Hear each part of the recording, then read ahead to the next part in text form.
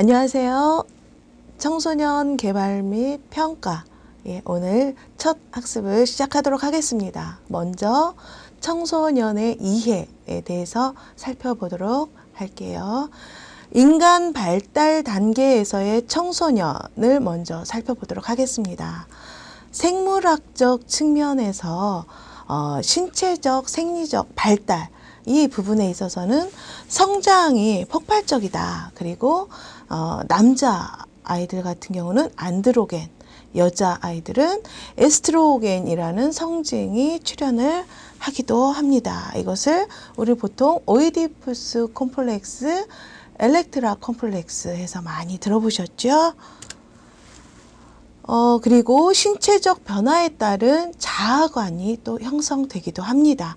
이것은 영유아기와 유아 후기 좀 이제 구분이 되는데요. 이렇게 그 여러 가지 발달적인 특징을 보면요. 0세에서 4세까지는 유아가 동물적이고 원시적인 발달을 재현하는 그런 시기이고요. 5세에서 7세까지는 유아의 그런 술래잡기나 장난감, 권총놀이, 그런 이제 과거의 그런 인류의 동굴 생활과 수렵, 그리고 어휘 활동을 재현하는 그런 특징들이 있기도 합니다.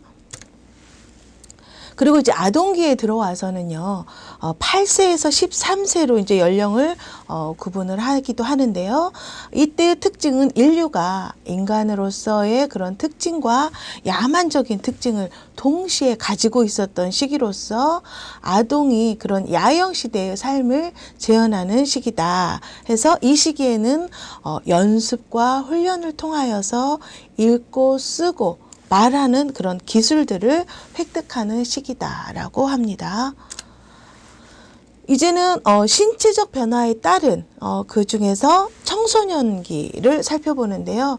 14세에서 24세로 이제 대략 구분을 하고요. 인류가 야만적인 생활에서 드디어 문명으로 접어드는 그런 시기라고 보는데요. 제2의 탄생기이기도 하고요. 급진적이고 변화가 많으며 안정적이 못하다는 그런 특징이 있기도 합니다. 다음은 성인기는요, 25세 이상으로 이제 대충 대략 분류를 하기도 하고요. 드디어 인류의 그런 문명적인 생활이 이루어졌다. 이제 이것은 단순한 생물학적인 그런 측면에서 구분을 해 보았습니다. 이제는 심리학적 측면에서 구분을 해 보도록 하는데요. 먼저 프로이드의 성격 발달 단계에서 많이 나타나 있습니다. 인간의 욕구의 그런 위치에 따라서 구분하기도 하고요. 구강기가 있고요.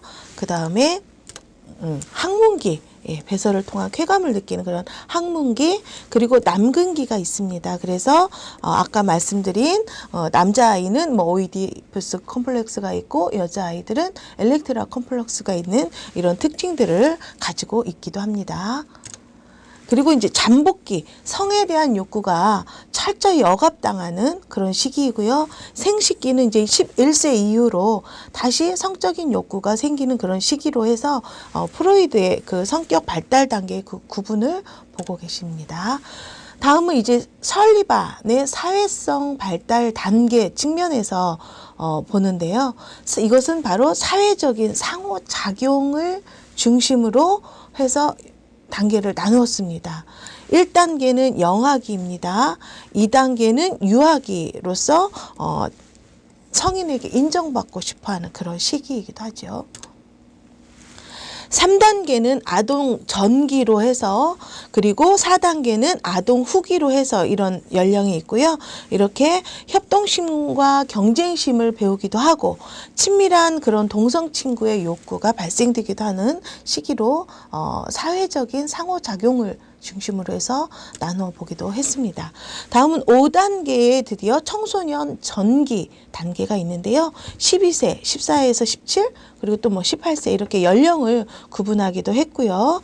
6단계는 청소년 후기로서 이런 성인 사회로서의 그런 통합의 욕구가 발생하고 다양하고 광범위한 분야에 대한 관심이 확장되는 시기다. 이렇게 보고 있습니다.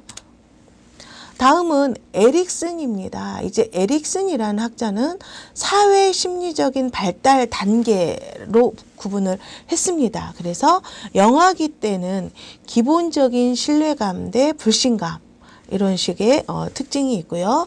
유아기 때는 자율성 대 수치감과 회의감 해서 이런 특징을 이야기하고 있습니다.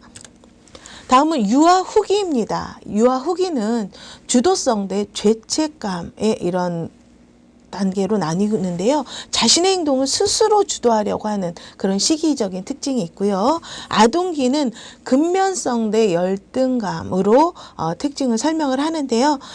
친구나 학교 생활을 열심히 하려고 하면서 그때 이제 뭐 실패를 경험하면 열등감을 느끼게 된다. 이제 이런 이야기를 하는 것이지요. 다음은 이제 청소년 전기와 청소년 후기로 나누는데요. 청소년 전기 때는 정체감 대 역할 혼미의 단계입니다. 그래서 자아 정체감 형성이 되지 못하면 자신의 역할에 대한 혼란에 빠지기도 하고요. 청소년 후기에는 친밀성 대 고립감의 그런 단계이고요. 정체감을 획득한 경우에는 타인과 친밀한 관계를 형성하기도 하지만 그렇지 못할 때는 자신에게만 관심이 집중되는 그런 고립적인 상태가 되기도 한다고 하지요. 자, 에릭슨이 구분한 성인기입니다. 생산성 대 침체성 이렇게 구분을 했고요. 이때는 직업적 성취를 얻는 시기이고 그리고 노년기 그래서 통합성 대 절망감을 이야기를 합니다. 이때는 이제 자기 자신의 그런 주변의 변화를 잘 이해를 하고 수용하는 경우에는 통합성을 가진 사람이 되기도 하지만 그런 특징이 있기도 하지만 적절하게 수용하지 못하고 저항하는 경우에는 절망감에 빠지기도 한다. 이런 에릭슨의 그런 사회 심리적 발달 단계를 여러 단계로 살펴보았습니다. 이렇게 1단계에서 8단계까지 지금까지 설명했던 내용들이 있고요. 그 연령 구분까지도 보았지요. 그 중에서 주요 과업까지도 한번 살펴보시기 바랍니다. 다음은 인지 심리학적인 측면에서 그런 구분을 한번 해보자면은요. 이때는 이제 대표적인 학자가 삐아제죠. 삐아제의 인지 발달 4단계가 있습니다. 이때는 감각 운동기가 있습니다. 그래서 자신의 그런 신체적 행동에 주변 세계가 어떻게 반응하는지 관심을 갖게 되는 그런 시기죠. 그리고 전 조작기 해서 언어 발달이 이제 이루어지는 그런 시기이고 상징적인 사고와 개념을 형성하는 시기이기도 합니다. 다음은 이제 구체적 조작기를 들 수 있는데요. 이제 7세에서 11세예요. 그래서 사물에 대한 논리적인 조작을 수행하기 시작한다는 특징을 가지고 있고요. 형식적인 조작기는 11세 이후에서 성인기까지 해서 이제 인지발달 4단계로 나눴습니다. 그래서 가설을 세워서 사고하는 것이 가능해지고요. 비현실적인 것에까지 추론이 가능한 그런 형식적 조작기까지 인지발달 4단계를 살펴보았습니다. 다음은 이제 그 헤비거스트의 청소년기 발달 과업이 있는데요. 이렇게 같은 연령의 새롭고 그런 보다 세련된 관계를 배워야 한다부터 해서 여러 가지 그 발달 과업을 쭉 나열해 보았으니까요. 이거는 참고 자료로 하시기 바랍니다. 다음은 인간 발달 단계에서의 청소년을 살펴보았습니다. 이제는 시대 흐름과 청소년 연구의 그런 접근이 어떤 식으로 그런 흐름의 동향을 살펴보는 시간입니다. 그래서 1950년대에서 60년대 이 시기에는 청소년을 어떻게 했어요? 사회 문제로 여기고요. 권위주의적인 그런 접근을 통해서 청소년은 사회 해체의 그런 두려움을 이겨내고 사회적 통합을 위한 그런 가능성으로 평가되어지는 그런 시기가 되고요. 에릭슨의 그런 자아 정체감을 관심의 그런 유해는 교육적 작업의 일환이다. 이렇게 해서 이야기를 하기도 합니다. 이때는 이제 그러니까 그 1950년대 6.25 전쟁이 끝나고 나서 그런 이게 청소년에 대한 이제 이해가 시작되는 그런 시기로 보면 되는 것입니다. 교육적인 삶과 민주적 과정에 대한 청소년의 참여는 과학적, 학문적 그런 관심이 된다는 부분, 그리고 사회화와 재사회화는 개인화 및 사회 통합의 주요 개념이 된다는 것까지 50년, 60년대의 그런 청소년 연구의 접근이었습니다. 다음은 1970년대에서 80년대까지는 어떤 흐름을 가지고 청소년 연구를 했는지 살펴보는데요. 이때는 사회의 비판인이 된 청소년이 이제 연구의 화두가 되기도 하였습니다. 그래서 사회는 개인적인 정체성과 구성원의 주체성을 억누르는 것으로 여깁니다. 그래서 이제 비판의 그런 시각으로 접근을 하는 것이죠. 그래서 개인주의화나 그런 주체성의 그런 재형성은 사회 이슈화가 되기도 하였고, 청소년 연구는 비판적이고 사회에 대한 저항, 이런 것들이 관심이었기도 합니다. 그래서 이런 부분들 쭉 살펴보시고요. 또 70년대, 80년대는 역시 방황하는 존재로 여겼습니다. 그래서 청소년 연구는 어른으로의 그런 성공적인 이행을 하기 위한 그런 시기에 영향을 미친다는 그런 부분에 포커스가 맞춰져 있었습니다. 그래서 청소년은 정치적이고 지식을 갖춘 시민이 되고 지속적인 직업에 참여하려고도 한다는 부분에 대한, 그리고 청소년의 관점은요, 문제뿐만이 아니고 이제 자원에게까지 포함을 한다. 이런 부분의 연구의 흐름을 살펴보았습니다. 그리고 70년대, 80년대 계속 나오죠. 그래서 청소년은 사회적이거나 문화적인 구성기이고 이행기다. 그리고 이 과정은 가정과 학교와 그리고 교육, 직업세계 이런 맥락에서 청소년 문화 또는 문화의 과정으로 다루어지고 있다고 볼 수 있습니다. 다음은 시대별 청소년 연구의 그런 접근 동향으로 봤을 때 1950년대에서 60년대는 아까 설명을 좀 많이 드렸습니다. 그리고 1970년대, 80년대에 대해서도 설명을 많이 드렸죠. 이제 1990년대는 방황하는 청소년에 대한 관심이 생기기 시작했고요. 이것은 청소년기는 어떤 목적이냐, 과도기다. 그리고 상처받기 쉬운 그런 청소년을 바라보는 관점이 되고요. 안내 차원의 그런 접근으로 보았습니다. 그리고 2000년대는 혁신적인 청소년에 대한 관심이 높아지기 시작했고요. 그리고 참여에 포커스가 맞춰져 있습니다. 그리고 역량을 키워주는, 역량 있는 그런 관점을 부여하기 시작했고요. 그리고 자원의 개념으로 바라본 그런 시기라고 보는 거죠. 그리고 또 이제는 또 다른 관점으로 봅니다. 교육적 관점, 그리고 학문적으로나 정치적인 접근을 어떻게 했느냐도 보았죠. 그래서 1950년과 60년대, 1970년과 80년대, 그리고 1990년대, 그리고 이제 2000년대에서는 사례나 맥락학습 차원의 그런 교육적 관점으로 보았고요. 학문적으로는 교육학이나 사회심리학적인 학문 부분으로 보았고, 개인적이고 다양한 다양성을 인정하는 그런 정치적인 접근 부분까지 살펴보았습니다.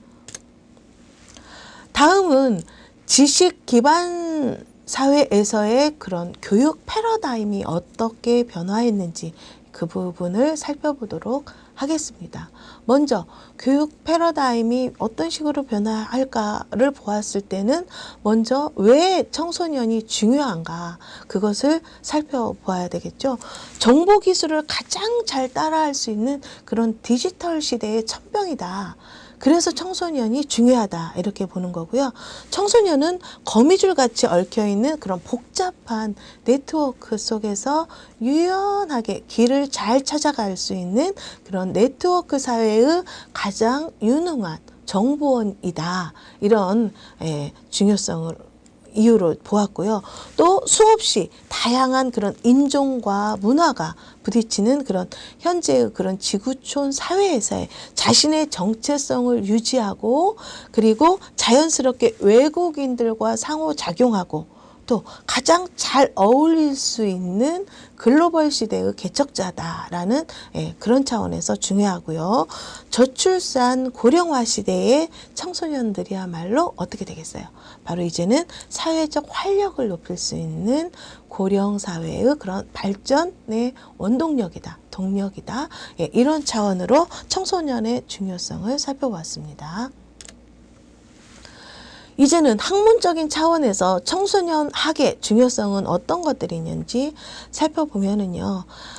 이제는 정보통신 기술의 그런 획기적인 발달로 인해서 정보화, 글로벌화, 네트워크화 이런 게 사회의 모습이 완전히 바뀌어가고 있습니다. 이랬을 때 우리 청소년들에게 과거와 전혀 다른 성장 환경을 제공하고 있기 때문에 이제 청소년 학문적인 차원에서도 중요하다 이렇게 보고요. 사회 변동의 속도가 더욱 빨라질 수 있기 때문에 빨라지고 있기 때문에 그럴수록 청소년기의 중요성이 크게 부각되고 있다라고 보고 있지요. 그리고 문명사적인 전환기에 사회 제도가 변하면서 가족이나 학교 등 그런 전통적인 사회화 대행 기관이요. 그 기능을 점차 상실해 가고 있죠.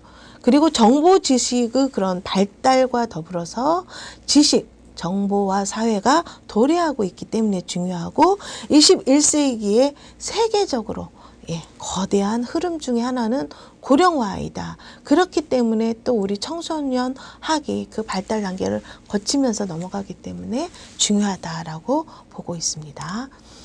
이제는 지식 기반 사회에서의 그런 변화 부분에서도 그런 교육 패러다임이 어떻게 변화하냐.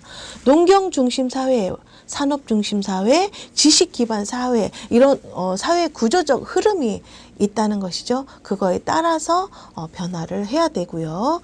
그리고 지식 정보 사회의 그런 사회화 및 인력 양성을 담당하는 교육은 다양하고 전문화된 그런 교육 과정에 의거해서 학습자들의 학습 활동을 촉진하기 위해서라도 이런 교사나 청소년 지도사 이런 부분들의 교육 활동에 중점을 둔다라고 보았습니다.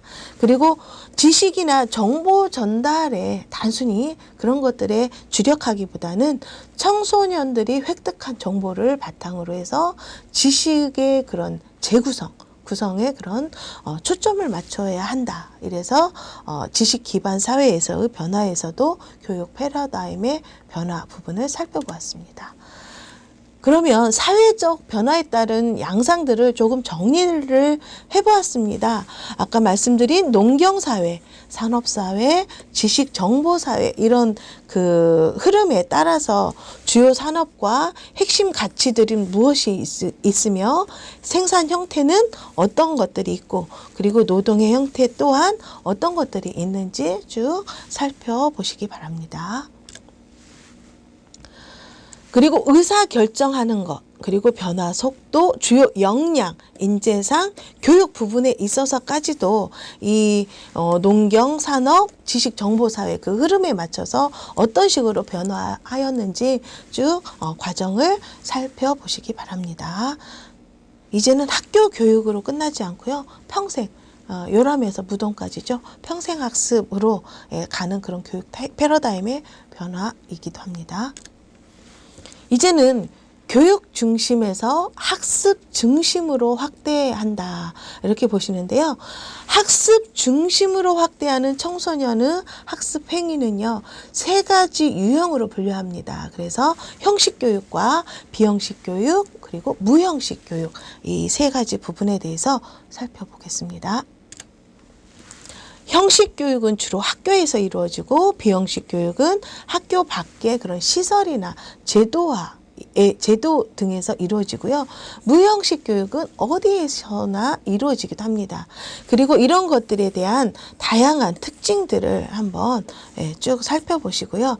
이런 형식과 비형식, 무형식의 차이점을 이렇게 일목요연하게 정리를 해드렸으니까요. 차이점을 한번 잘 살펴보시기 바랍니다.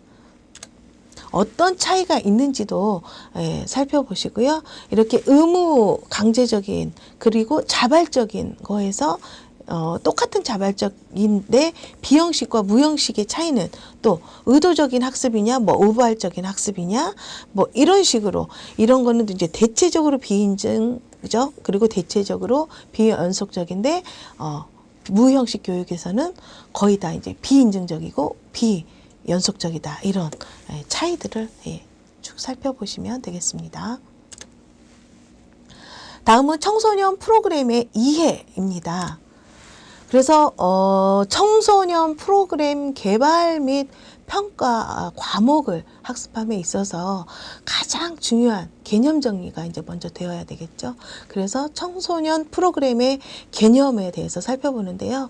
우선은 프로그램의 개념을 봅니다. 프로그램은 이제 기본적인 개념에 있어서는 어떤 활동의 진행 과정을 시간적인 순서에 따라서 구체적으로 나열한 진행 순서표나 사전 계획표다. 이렇게 프로그램의 그런 가장 기본적인 개념을 보았고요. 그런 프로그램의 이제 실제적인 개념은 또 어떤 것인가를 살펴보면은요. 프로그램은 활동 내용이나 순서 그런 것들만 의미하는 것은 아니고요. 일정한 활동들을 구체적으로 실행하기 위해서 필요한 경험의 총체를 뜻하기도 합니다. 그래서 이 모든 것들이 다 모든 요소들을 포함한다라고 보면 되겠습니다. 이제는 프로그램의 개념을 살펴봤으면 청소년 프로그램 이제 대상이 또 좀 더 구체적이고 명확해지는 것이죠. 그랬을 때 청소년 프로그램의 개념에 있어서는 철학적 입장을 먼저 살펴봅니다. 그래서 체제의 의미가 있고 계획 과정에서의 그런 동사의 기능을 움직이는 그런 수행하는 그런 기획 그리고 그런 기획을 통해서 완성된 결과로서의 계획 그런 의미가 있기도 하고요. 문서라는 의미가 있기도 하고 수행이나 활동의 의미가 담겨 있기도 합니다. 이제는 사전적인 의미에서의 그런 프로그램의 다차원적인 개념을 보면은요. 하나의 활동이고 동시에 순서와 계속성을 가지고 있고 한 개 이상의 아이템이나 사건으로 구성되어 있으며 모든 아이템과 사건들은 뭐예요? 교육 목표를 가진다는 것이고요. 활동 과정에서 하나의 사건과 그리고 다른 사건들이 서로 상호 관련되어 있음을 암시하는 그런 의미이기도 합니다. 청소년 프로그램의 의미에 있어서 이제는 개념을 지나서 의미를 살펴보면요. 사전적인 의미를 먼저 봅니다. 하나의 활동이고 동시에 어때요? 순서와 계속성을 가지고 있다는 것이죠. 그래서 한 개 이상의 아이템과 사건으로 구성되어 있고 모든 아이템과 사건들은 목표를 가지고 있고 활동 과정을 의미한다. 이렇게 보시고요. 일상적인 의미에 있어서는 인간의 실존적인 가치를 무시한 채 단순히 앞으로 진행될 그런 절차나 사건이나 순서, 활동만을 강조하는 것을 일상적인 의미에서 우리가 프로그램이라고도 합니다. 그 다음에 교육적인 의미와 통합적인 의미 몇 가지 의미를 계속 살펴보는데요. 교육적인 의미에서는 커리큘럼, 교육 과정이라고 해서 많이 들어보셨죠? 그래서 이런 내용들을 가지고 있고요.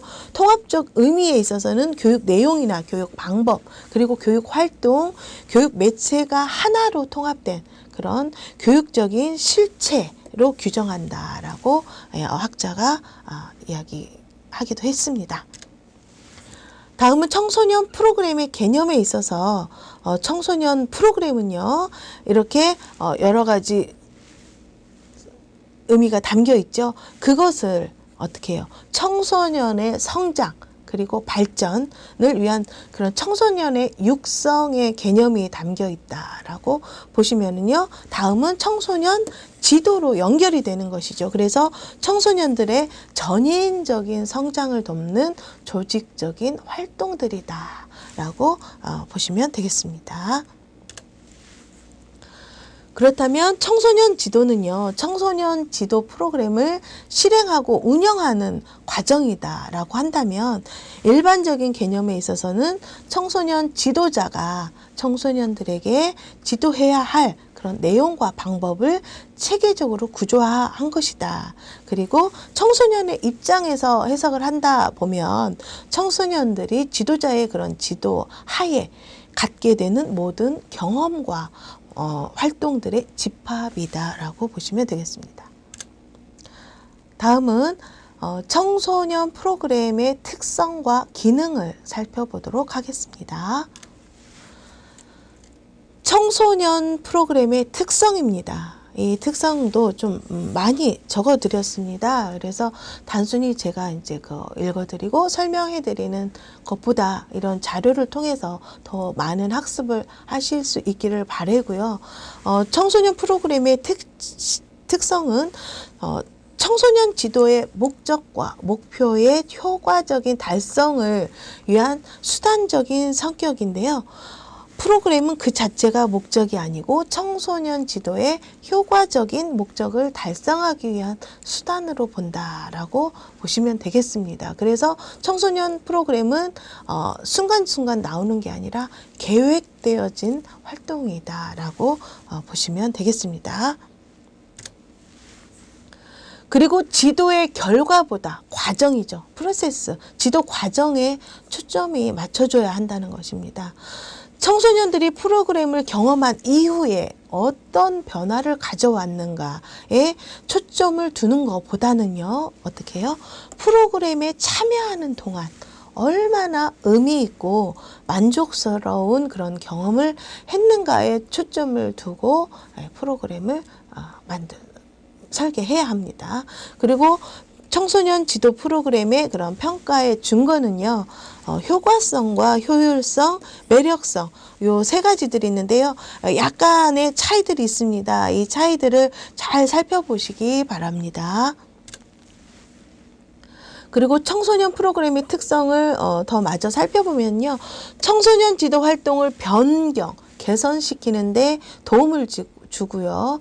지도 활동에 대한 그런 청소년들의 만족감을 향상시키며 청소년들의 생각이나 사회적 가치, 규범 등을 변화시키거나 유지한다.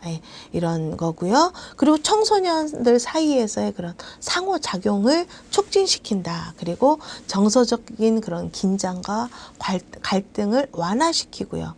그리고 과제 수행에 필요한 정보를 수집할 수 있는 그런 다양한 기회를 제공하기도 하는 그런 특성이 있기도 합니다.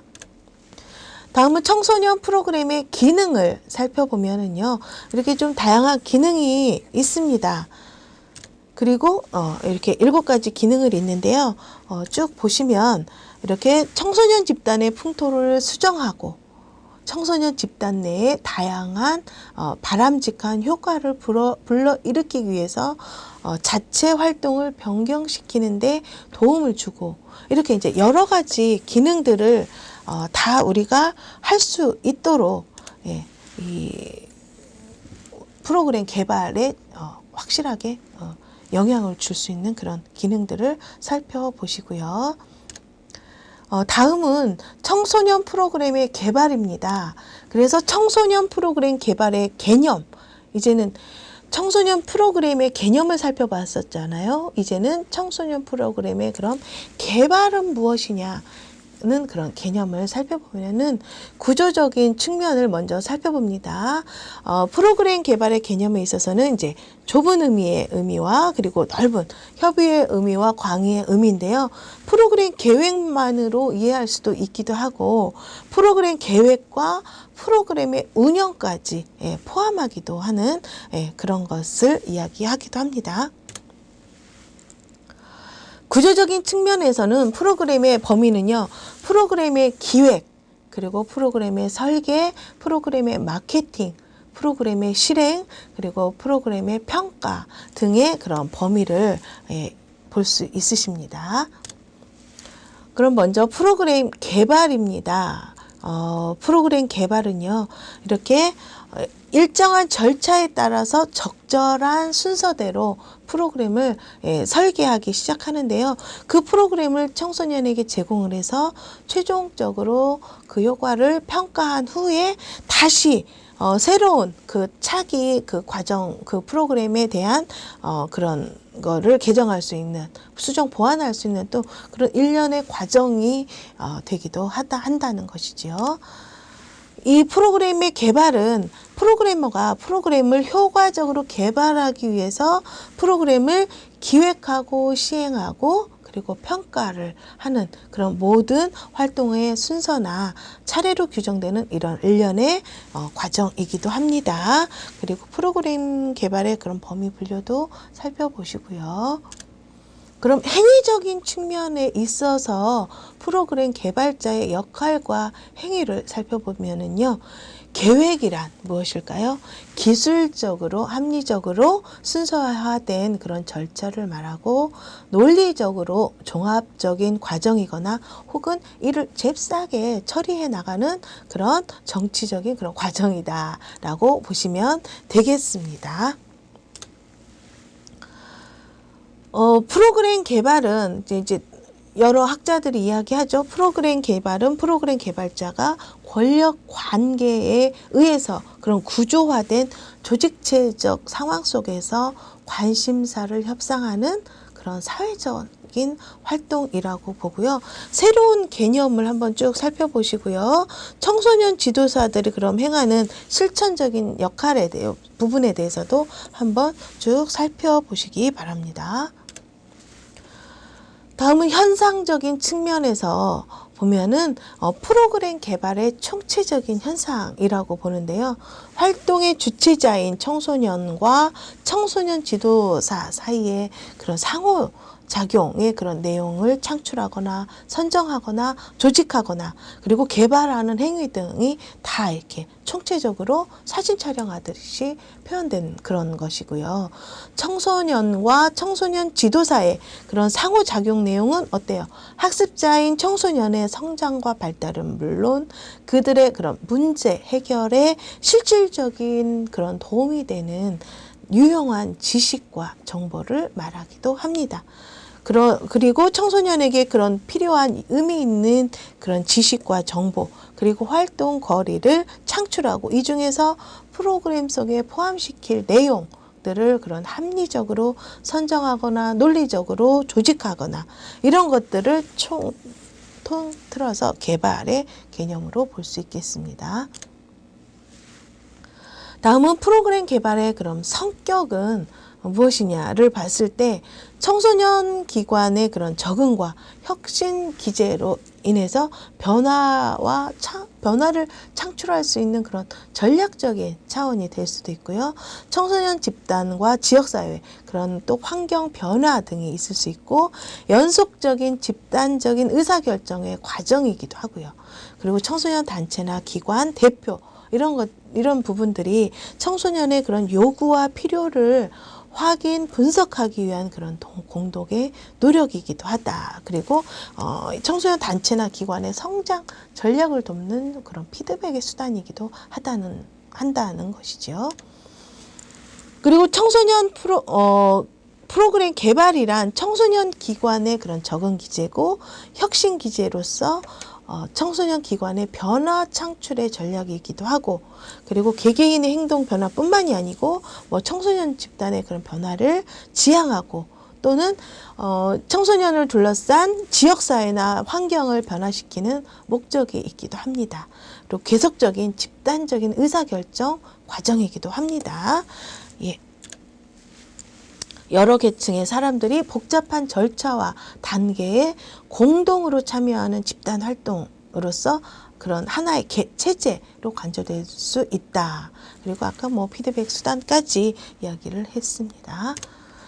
다음은 프로그램 개발의 특성을 보면은요, 이렇게 실천 지향적이고 경영 관리적인 성격을 포함한 그런 다원적인 특성을 가지고 있습니다. 여러 가지 특성을 살펴보시기 바랍니다. 이제는 프로그램 개발의 그런 특성은 무엇이냐를 봤을 때 일반적으로 청소년 지도에서 프로그램 개발의 그런 기본 단위나 그런 주체 이런 것들은 청소년 단체와 청소년 기관 그런 등 조직체를 일단 기본으로 기본 단위로 하는 것입니다. 그리고 프로그램 개발에서 청소년 지도사의 역할은요, 학교 교육 현장에 종사하는 교사보다 어때요? 월등히 크다는 특징이 있습니다. 그래서 청소년 프로그램 개발의 성격과 특성 중에서 프로그램 개발의 특성을 계속 살펴보고 있습니다. 이제는 그러면 효과가 굉장히 많은 효과적인 청소년 프로그램의 특징은 어떤 것들이 있을까요? 안전하고, 이제는 안전이 화두죠. 안전하고 건강한 청소년 공간을 제공하는가, 또 청소년이 가지고 있는 자산의 기초를 하고 있는가, 긍정적인 관계와 사회적 기술 개발을 육성하고 있는가, 청소년이 주도적으로 참여하고 있는가, 이런 것들에 대해서 것들이 더욱더 효과적인 청소년 프로그램의 그런 특징으로 보기도 합니다. 또 잘 훈련된 청소년 지향의 지도자가 필요하고, 이렇게 여러 가지 청소년 발달이 이루어지는 아주 폭넓은 맥락을 다 파악하고 포함하는 그런 특징들이 담겨 있습니다. 이제는 청소년 프로그램의 유형을 살펴보시겠습니다. 청소년 프로그램의 유형은요, 프로그램의 그런 개발 주체에 따른 분류가 있는데요. 국가 및 사회적 수준의 그런 프로그램이 있습니다. 그 내용을 살펴보시고요. 그 다음에 기관 수준의 프로그램이 있습니다. 아까 국가 및 사회 수준, 그리고 기관 수준의 프로그램, 그리고 청소년 지도사 수준의 그런 프로그램. 그래서 프로그램 개발 주체가 어떻게 다른가에 따라서 이렇게 다양한 내용들이 나오기도 합니다. 다음은 프로그램의 개발이 이제 아니고 구조화 정도에 따른 분류에 있어서는요, 구조화된 프로그램과 이제 뭐 비구조화된 프로그램이 있는데요. 구조화된 프로그램이란 프로그램의 목적과 목표가 분명하고 이를 달성하기 위해서 내용이나 경험이 적절하게 선정되고 조직되었습니다. 그래서 지도 방법과 절차, 매체 등이 합리적으로 계획되어 있고요.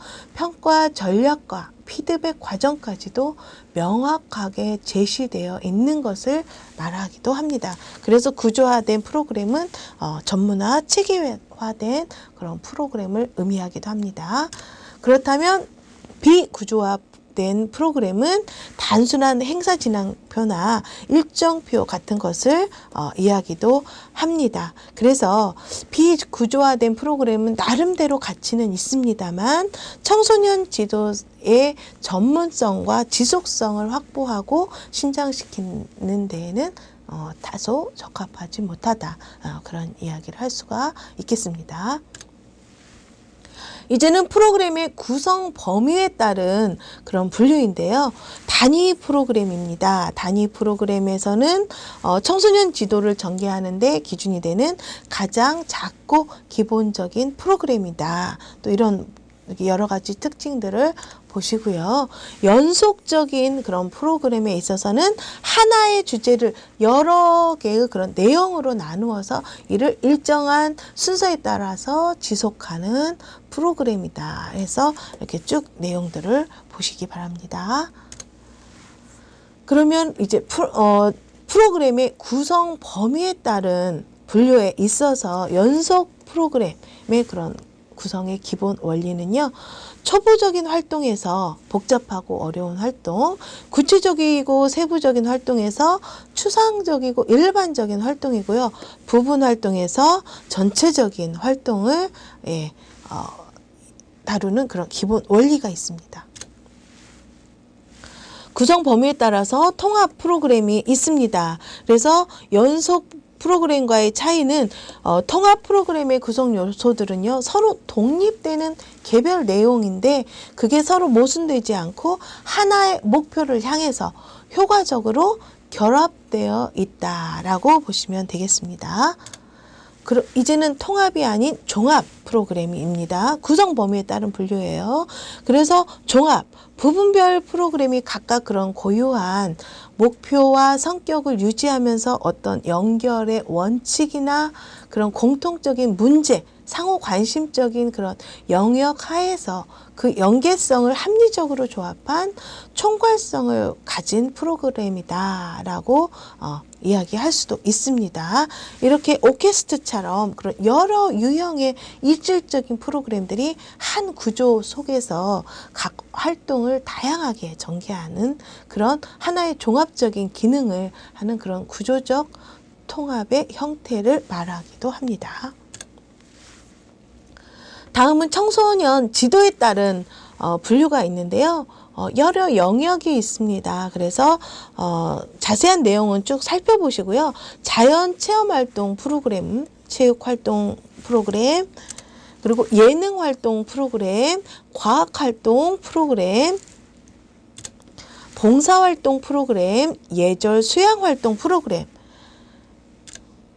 전통 문화활동 프로그램, 자아개발활동 프로그램 등등 이렇게 여러 가지 영역에 따른 분류를 해 보았는데요. 내용을 살펴보시고요.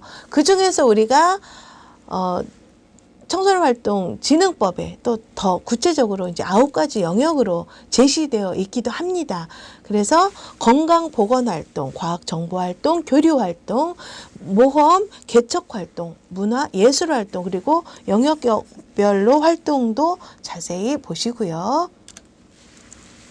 봉사활동과 자기개발, 직업체험, 환경보전활동 등 이렇게 9가지 영역에서 활동 영역에 따른 분류를 더 자세하게 기록해 드렸으니까요. 살펴보시기 바랍니다. 이게 법령으로 딱 나와 있습니다. 그리고 청소년 백서에도 이 내용이 나와 있고요.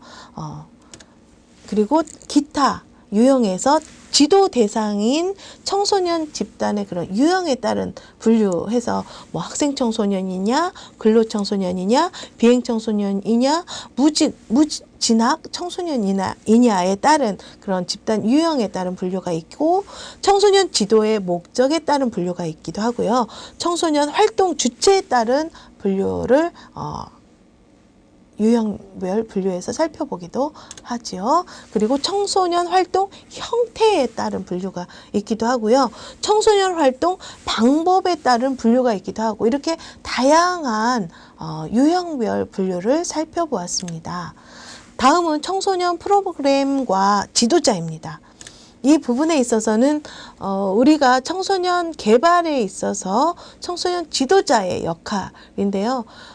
청소년 그 지도사와 지도자의 차이는 나중에 다음에 차후 또 설명을 해드리겠지만, 청소년 지도자는 청소년 지도사, 전문적인 그 자격을 갖춘 청소년 지도사를 포함한 청소년 육성 단체나 기관이나 뭐 여러 가지 청소년을 육성하는 자를 통틀어서 청소년 지도자라고도 합니다. 그랬을 때의 그 지도자를 의미하는데요. 이렇게 다양하게 지도자의 역할이 있습니다. 그래서 이 지도자는 한 가지 역할만 할 수 있는 게 아니라 다양한 역할을 한번 살펴보시고요. 내용 전문가의 역할, 과정 전문가의 역할, 설계 전문가의 역할 등등이 또 내용으로 살펴보시고, 의사결정 전문가, 협상 전문가로서의 그런 청소년 지도자의 역할들 속에서 프로그램 개발에서의 또 다른 지도자의 역할들을 살펴보았습니다. 그리고 청소년 지도자의 자질 부분에 있어서는 이렇게 기술적인 것과 그리고 원래 타고난 품성적인 부분, 이렇게 두 가지로 분류를 해서 기본적인 자질과 전문적인 자질로 나누어서 이렇게 여러 가지 청소년 지도자의 자질에 대해서 살펴보았고요. 청소년 지도자의 역할과 자질 부분에 있어서는 앞으로도 계속 끊임없이 고민하면서 청소년 프로그램을 어떤 식으로 개발할 것인가에 대해서 같이 연구하고 고민하는, 그리고 학습하는 그런 시간이 되도록 하겠습니다.